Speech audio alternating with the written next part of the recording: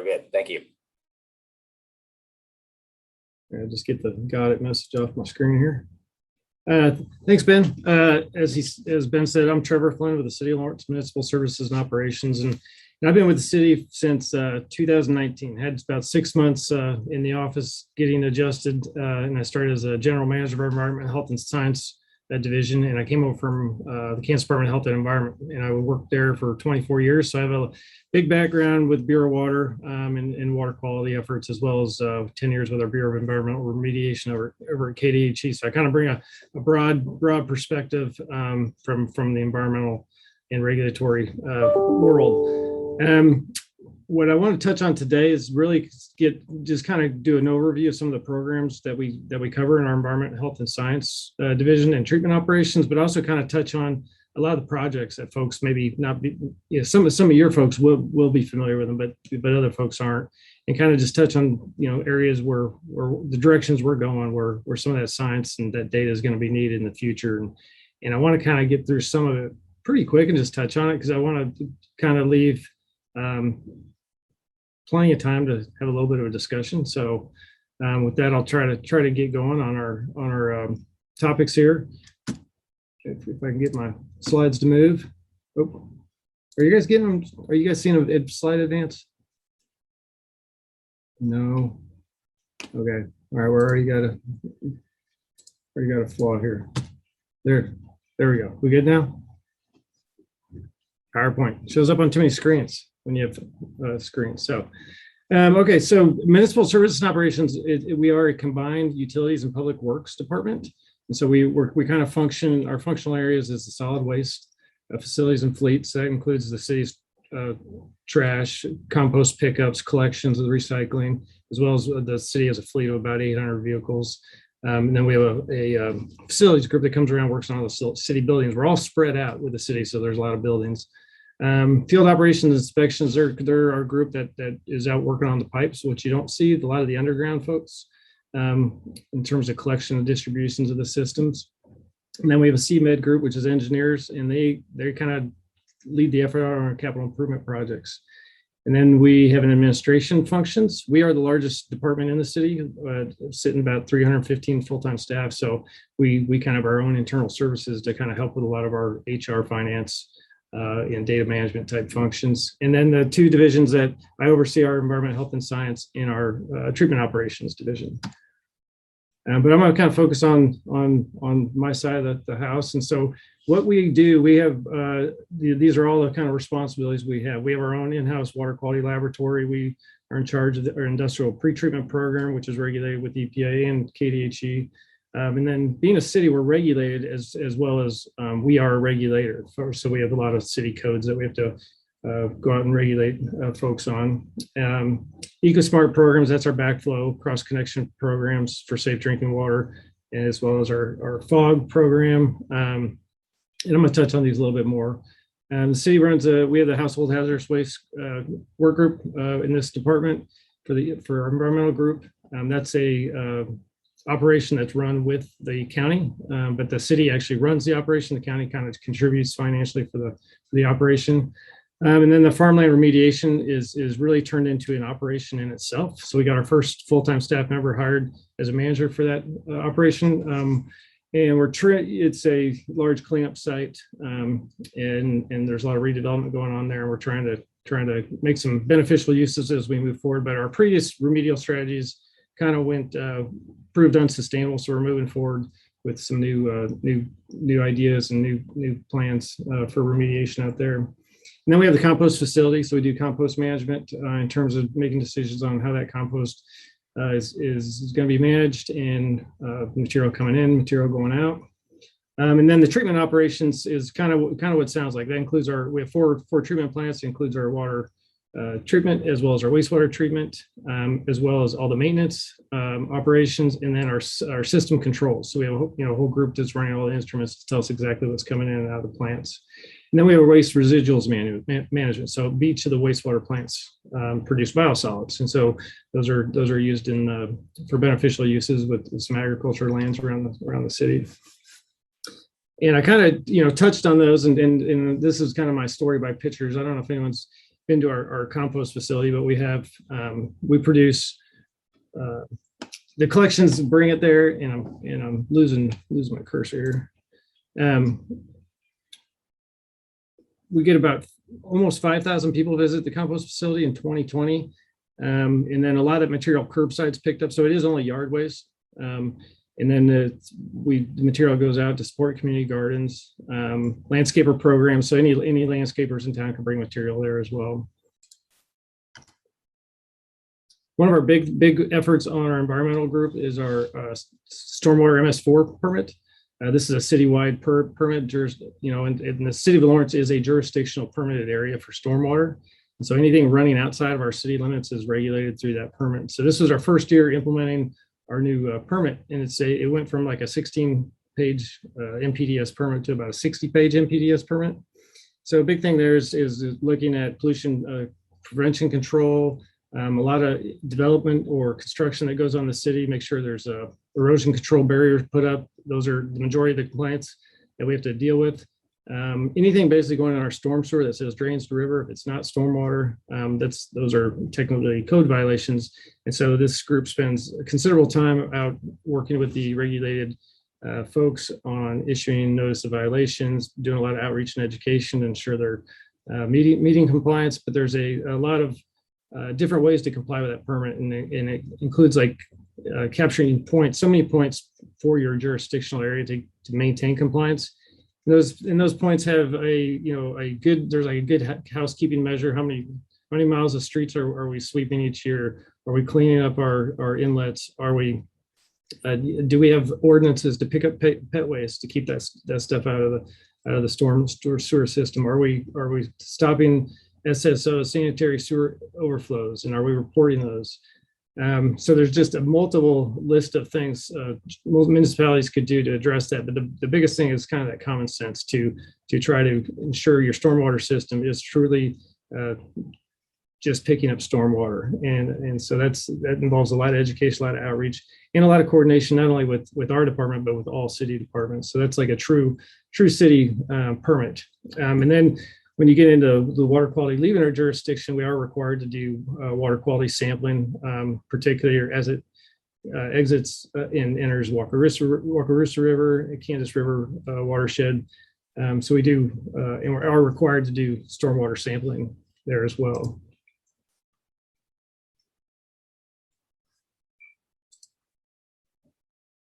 Fats, oil, and grease. I don't know if anyone's familiar with the fats, oil, and grease.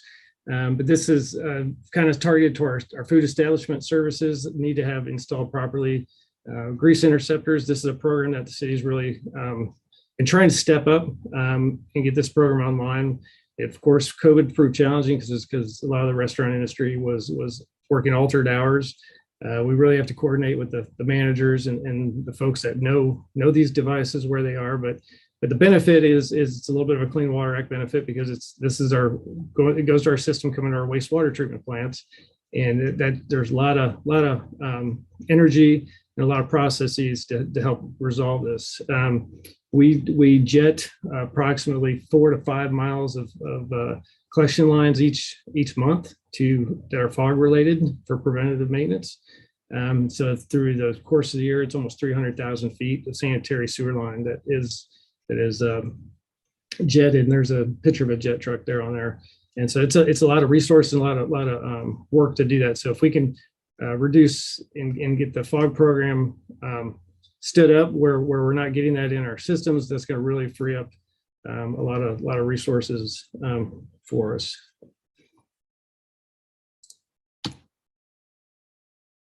Similarly, the city has a backflow program. This is our Safe Drinking Water Act. So this really targets if anyone has an irrigation system or sprinkler system, they know they have to get it tested once a year. And so this was the city about 2008 did it pretty regularly, and then it kind of became something that fell off. There's always programs that need to, there's always programs being demanded or asked of us, but for whatever reason, this fell off for a while, and it came back probably about 2017 or 18, where the city kind of made sure these testings were getting done. And so we've really stepped that up partially with our Safe Drinking Water Act requirements, but also our expectations from KDHE that municipalities look at this. So this is a program that's really improved on compliance. That we've been challenged again with kind of the COVID situation on compliance because there wasn't much we could do. Typically, the code is it's water shutoffs if compliance isn't achieved, but there's some new tools we're using to do that. But our environmental group spends quite a bit of time with this program as well. And then the HHW has kind of been around. We have a new facility over in Kresge. I don't know if anyone's been there, but it's a great new facility. We get lots of traffic there. I put up a graph, kind of our households that drop off. We typically it's very it cycles kind of with the move in, move out season. So when folks move out or when that weather gets nice and people clean out the garages, we see a lot more activity over there. And then again, with the last year with COVID going on, the hours were reduced. The facility kind of turned into one of our PPE depots for staff and cleaning supplies. But what we ended up doing is we switched to back to the by appointments. And that's really helped us manage the waste a lot better over there. But this time we're getting 400, 500 customers a month signing up and bringing stuff over there with over 116,000 pounds collected. I believe this might be my 2020 stats there. But we have one full-time person over there, and then probably another half to another full FT, and we take collective staff time over there as well. Within our environmental health and science, so it's kind of operates under two groups. There's environmental section and then our water quality lab section. Our lab is a national accredited laboratory. The majority of that sampling is around our treatment operations. It's for our water plants or wastewater plants to comply with our NPDES permits, as well as our Safe Drinking Water Act requirements. But also on our farmland remediation obligations, there's significant sampling associated with those regulatory obligations. So we're collecting close to 600 samples out there each year. And that's the water quality lab staff that's out collecting those as well. The lab also they also are in charge of our industrial pretreatment program. The city of Lawrence has about 7 pretreatment permits. We've got 2 new ones this year with Pretzels Inc. coming online, and then I think we got issued a Plasticon permit as well. And they have to go out and do inspections and submit reports to EPA and KDHE on that as well. Farmland's our remediation operation that I did mention. The city acquired this property in 2010, and we originally started the remediation. There's impacted groundwater, impacted stormwater, and surface water, and impacted soils, and that's all ammonia, nitrogen. The city originally has some ponds out there, and a lot of the stormwater and groundwater would be funneled there and then sent through a force main to the North Lawrence area and used for irrigation for farms with that nitrogen water. The problem is we're having more water than we could handle and more than demand required, and so the city had to kind of step back. And I think 2017 we had a different contractor come in and kind of do a reassessment of the property and kind of do a data gap analysis, see what data we're missing, see if the plume's moving off site, and come up with some recommendations for that remediation actions. And so we've gone through a cost benefit analysis.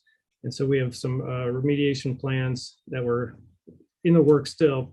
We just put in 17 new wells, but we're looking at constructed wetlands. We're looking at compost. We're looking at mechanical methods as we push perhaps a waste stream over to the Kansas River wastewater plant and do a nitrogen side stream. So this winter, we're having a workshop after those wells to kind of meet with our engineers for that site, as well as our engineers for our Kansas River wastewater plant to kind of walk through methods that might be successful out there as well.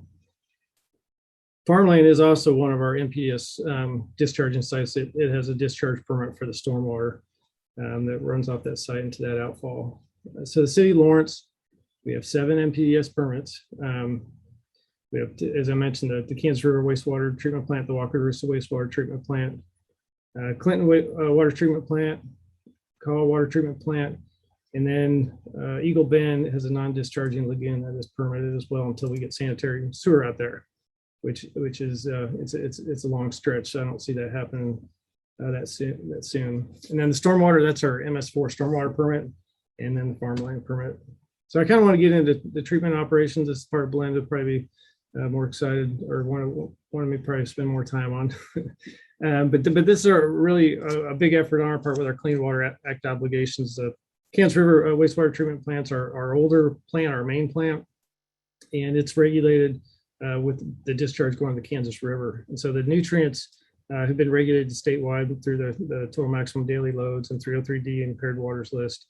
And so our current permit, we have to reduce our nutrients that we discharge to the Kansas River significantly enough where we have to upgrade this plant to accommodate biological nutrient reductions to really get the nutrients down. So we're looking at a $54 million upgrade over the course of the next 4 or 5 years.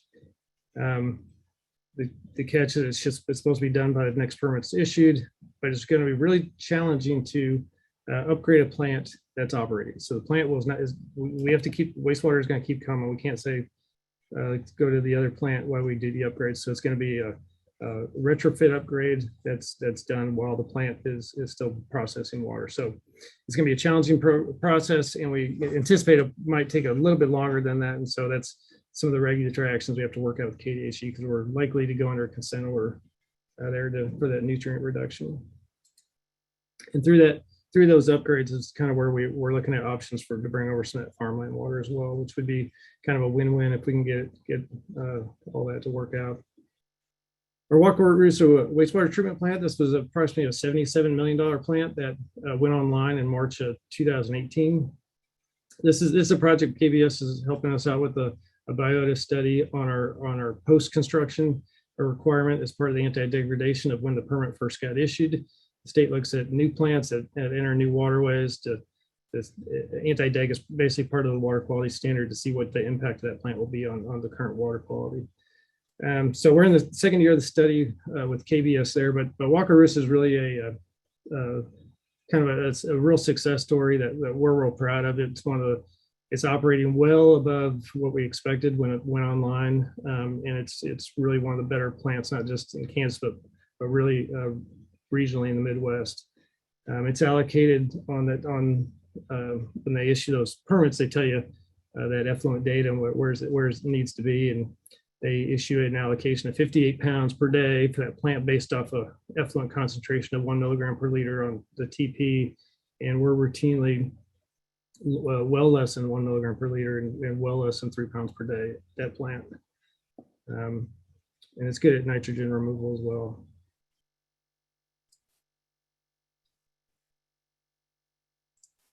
The Call water treatment plant is our oldest water treatment facility. It went online in 1915 or 16, so it's really really just been the original one that's been added on several times and expanded throughout the year. But our water sources here are obviously, you can see the Kansas River in the background on this slide. We have 2 cribs out in the middle of the river, and then there's low service pumps. The old structure is kind of right there on Bircham Park Road, and that is no longer used now. Everything kind of comes up a little higher elevation to the plant. But on the water treatment side, the city of Lawrence, it's that distribution system. There's six water towers throughout the city, and then we have 6 wholesale customers and have water. All Baldwin's water is coming from Lawrence, and then we have water going all the way as far as Wellsville, about 35-mile stretches. So it's a pretty cool plant if you ever get a chance to tour it, being that old. But challenges there, we really do a lot of we work with the USGS and the Kansas Water Office on there's Kansas Water or Kansas River Water Quality Monitoring Work Group that includes Topeka, Water One, and Manhattan. Any public water supply along the river is kind of get together and talk water quality, and they coordinate some projects. Water Office does with USGS doing some work on the river there for information. Challenges with the river, that intake, high flows, intake gets clogged or gets sand in it. So we spend a lot of maintenance on our intakes, but we also have a well field down there that's under the alluvial where we could add some water to. Lawrence is real fortunate because we have 2 water treatment plants. And so we bring up this risk and resilience assessment because that was something the American Water Infrastructure Act required. And we felt really, really good about how we came out of there, because a lot of those contingencies on emergency response are what are you going to do if something happens to your plant. And we're fortunate we can keep up with base demand basically with either plant, the Clinton plant or the water treatment plant here. Clinton plant went online in 1980, a few years after Clinton Reservoir probably went in, probably around 8 years after that. And this is our larger plant. We could use a lot more water from Clinton than Call. We have more storage, but we also have a different water source. So different challenges when you're using lake water. So we do a lot of, we have zebra mussels out there. So we have a system in there to help keep zebra mussels out. We get a lot of taste and odor issues on the lake. And that's all part of the blue-green algae byproducts. And again, we have KBS helping out with a project out here that I'll touch on here in a little bit as well. And then we also spend a lot of time with some source water protection projects with Clinton Lake in general. So upstream of Clinton Lake, we have two wetland projects, and then we're always interested in partnering with folks when there's projects going on upstream to kind of help produce that nutrient loading to the lake for that water quality protection on the lakes. Oops.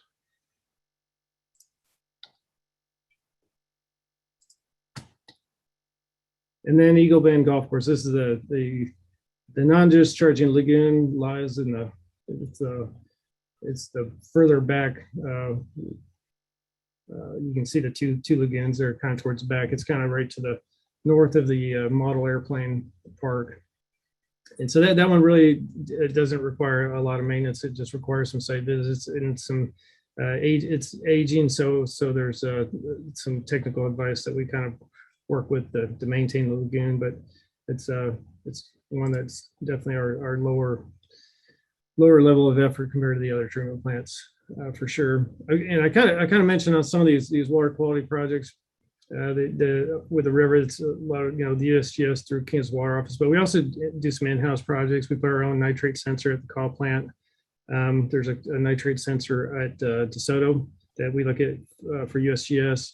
And it's really helpful for us putting that one at the call plant, which is upstream of the Bowersock, when we look at our farmland discharges, as well as when we look at our new Kansas River wastewater treatment plant coming online. So that's going to really give us some good data on our impact to the river directly. I mentioned a few of the source water projects. Coblenz Marsh is a marsh on the upside, headwater side of Clinton Lake.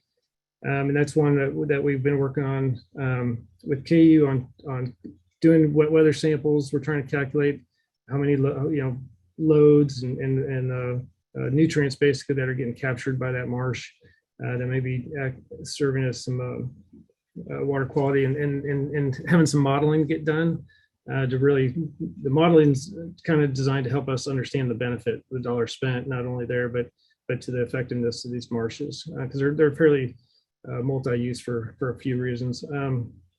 Shade and Marsh is another one that we partnered on this year.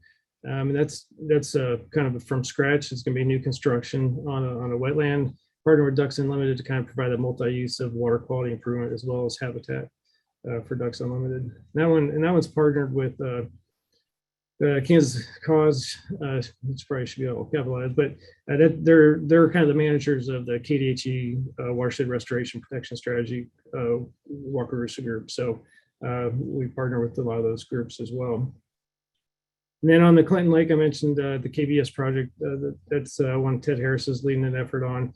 And we had really we're excited to partner with that one because we had some good intentions that we would get some high school kids out there and kind of help them move forward on getting interested in science as well, and maybe present at the Kansas Governor's Water Conference. But I think COVID kind of played a role in how that went. But what we were even more excited about learning was the benefit of the data that was produced on this high frequency monitoring data where we're capturing thermoclines and information that would help us maybe move our window for our intake for that Clinton Lake water treatment plant.